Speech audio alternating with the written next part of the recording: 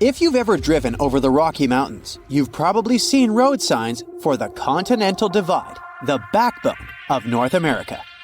All watersheds to the west of it run into the Pacific Ocean, and everything on its eastern slope goes straight into the Atlantic.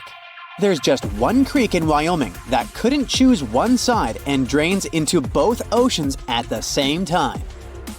Two Ocean Creek begins its journey high up in the Teton Range.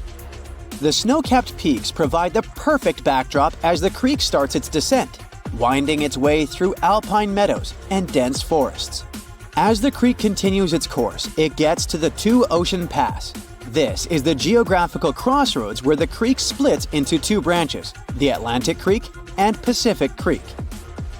The Pacific Creek goes westward and becomes part of the larger Snake River watershed, bringing its waters to the Snake River, which eventually merges with the Columbia River and, finally, reaches the Pacific Ocean. The Atlantic Creek heads eastward and flows into the Yellowstone, Missouri, and Mississippi rivers, and eventually empties into the Gulf of Mexico. If you connect the two creeks' watersheds on a map, you'll get a single blue line between Oregon and Louisiana. Explorers struggling to find the Northwest Passage between the two oceans never knew they could have used the creek. They would just have to use really tiny boats. Some scientists believe that cutthroat trout had better luck in that way. They managed to migrate from the Snake River to Yellowstone River, most likely using the Two Ocean Creek. Technically, fish can travel over 6,000 miles to cover the whole distance from sea to shining sea in fresh water. The creek could be just perfect for that journey. There are hiking trails in Grand Teton National Park that lead to Two Ocean Pass. If you feel adventurous enough, you can stand at the literal crossroads of the continent and see the beginning of two aquatic journeys. Lonar Lake in India popped up literally out of nowhere around 52,000 years ago. Newer data says it could be much older, probably over 500,000 years. At first, scientists were sure that the lake was in an ancient crater of a long-extinct volcano. But then, geologists made a detailed analysis of the soil and water and found out that Lonar Lake has a space origin. The minerals found in its soil are similar to those found in moon rocks brought to Earth during the Apollo program. The lake is an impact crater left by a huge meteorite, which was almost 6 times heavier than the Empire State Building. The impact was so strong that the volcanic rock melted and turned into glass. In 2020, the lake, which was already unusual enough, suddenly turned pink. It wasn't a part of an early Barbie movie marketing campaign. The detailed analysis showed that the water contained an increased level of unique microbes. They accumulate on the surface and emit some pink pigment. After a while, the microbes settled to the bottom and the lake became transparent again. Flamingos that got their food from the lake also got to taste some of the microbes and became an even brighter shade of pink than usual. One of the most famous sights of Yellowstone National Park is the Grand Prismatic Spring. It's one of the largest springs in the world, and it's inspired people who have seen it since at least the 19th century. Back then, a group of trappers mentioned an indigo blue lake boiling like a huge cauldron. Decades later, expeditions came to the spring to study it better and explain its unusual appearance. But because the spring at its widest point is longer than an American football field, they had to build a special vessel and travel far from the shore. The scientists traveling in the boat never wore life vests. They knew those would be useless if the boat tipped over. The water in the middle of the spring is of near boiling temperature, and those vibrant colors are the result of extreme organisms living in the hot water. The temperature changes as you travel away from the center. Different species that don't mind the heat have settled in different parts of the pool, giving it its famous diverse pigments. Back in the early 20th century, someone got the interesting idea to try to irrigate a part of Nevada's Black Rock Desert. They drilled a well and found lots of water, but it was near boiling temperature. The water was clearly not good for agriculture, so the human-made geyser was left abandoned. Over the decades, it slowly turned into an impressive cone of calcium carbonate deposits. Then, in 1964, a geothermal energy company drilled another well close to the first one.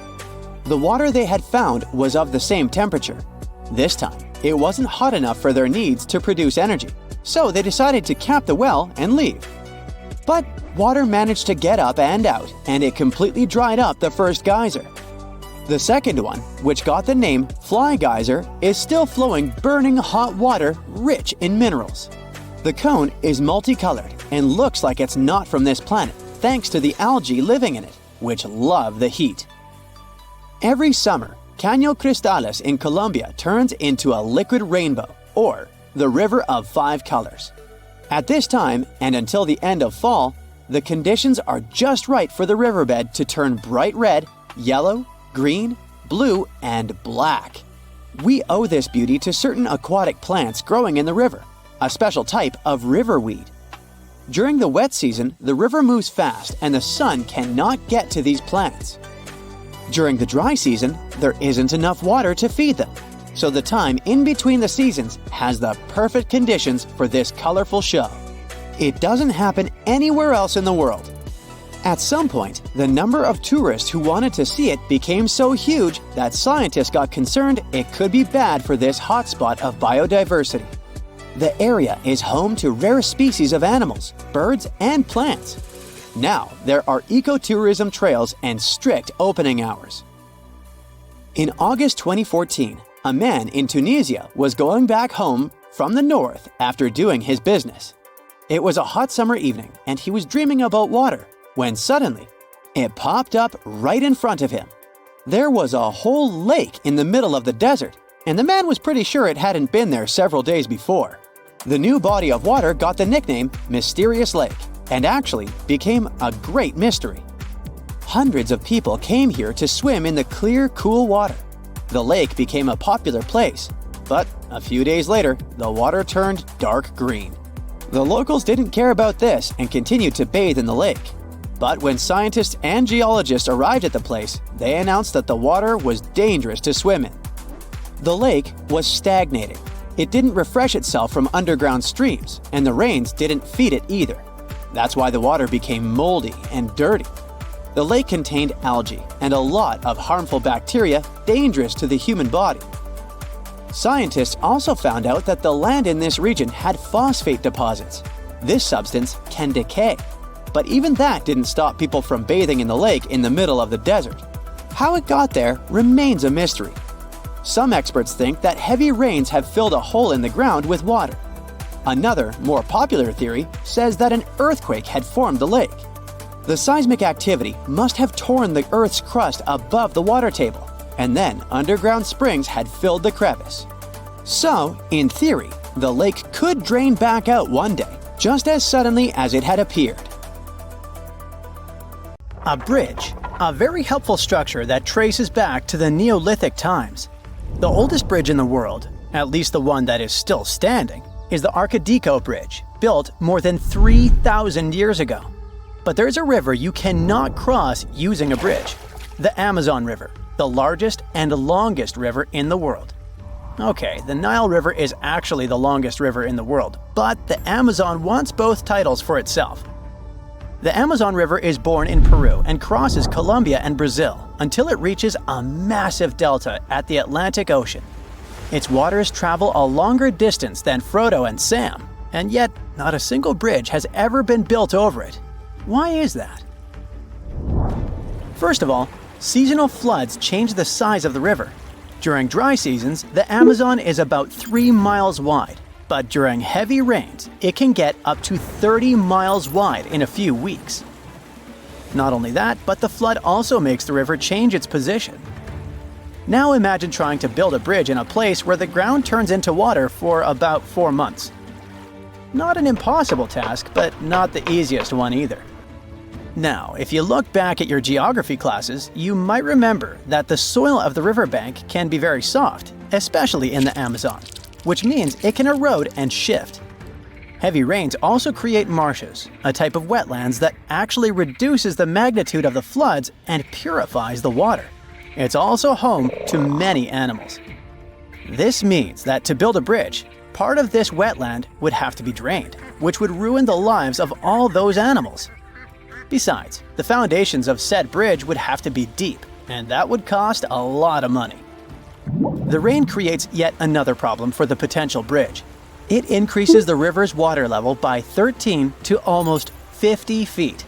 Of course, bridges have been built in deep rivers before, like the Padma Bridge, a gigantic structure with a foundation of 417 feet.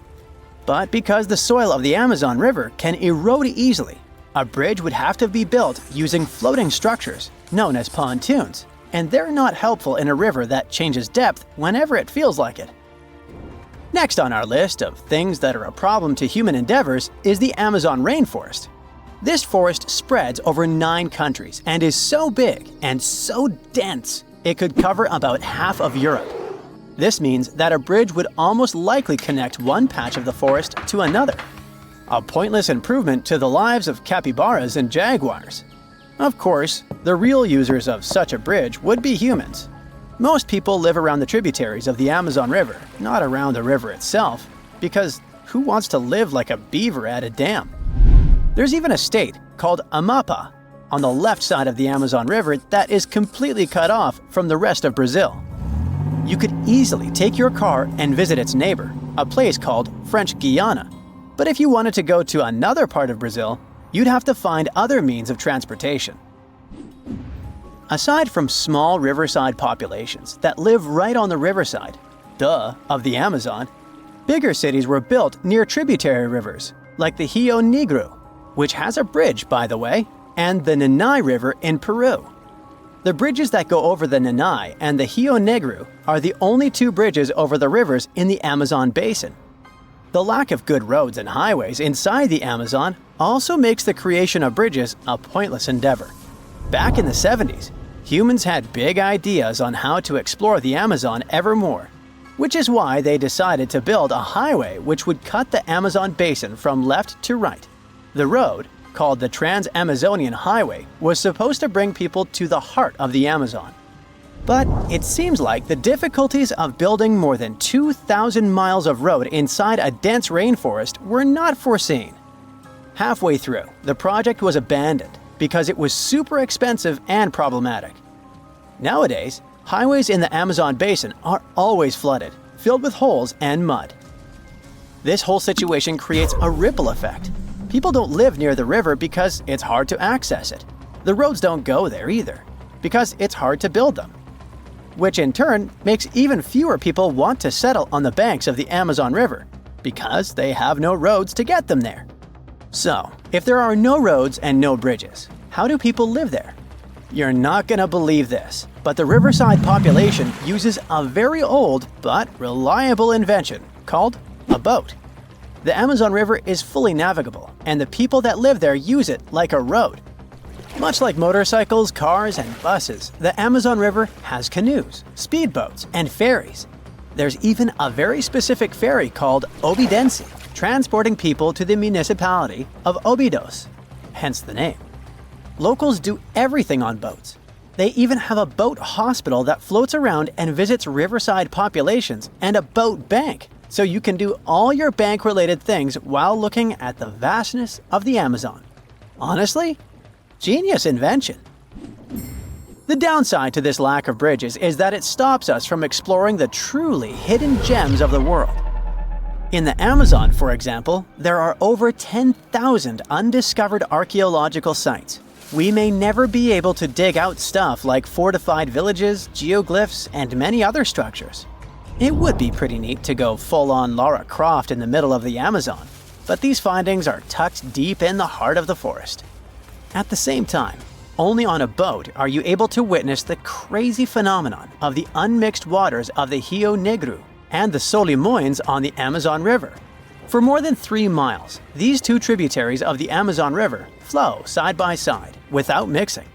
The speed and the temperature of these waters are different, so you'll see a river that looks like coffee and Coca-Cola mixed. This awesome phenomenon is called the meeting of waters. But the Amazon River is not the only river in the world deemed bridgeless. The Congo River, the second longest river in Africa, only has 1 bridge crossing it. The 2 Congos. Yes, there are 2 different countries in the world named Congo, are separated by the Congo River, and so far, no roads connect them. Also, fun fact, some geologists believe that back when Gondwana existed and the continents were all cuddled together, the Amazon and the Congo River were one river connected to each other. Another place with a lack of bridges is the east side of the Thames in London. The west side of the river is narrower, which makes building a bridge easier. There are about 33 bridges on the west side alone, but if you want to cross the river from the east side, it's gonna be a hassle.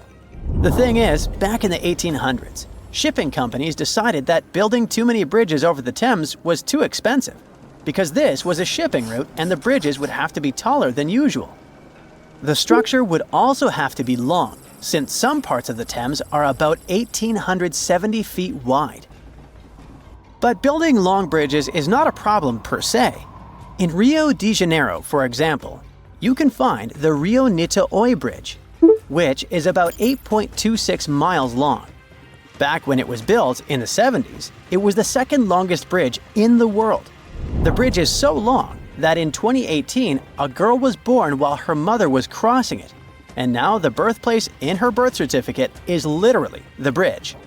There's also no U-turn on it, so if you drive onto the bridge by mistake, you're in for a long drive. So next time you feel like exploring the Amazon, remember to pack your own boat.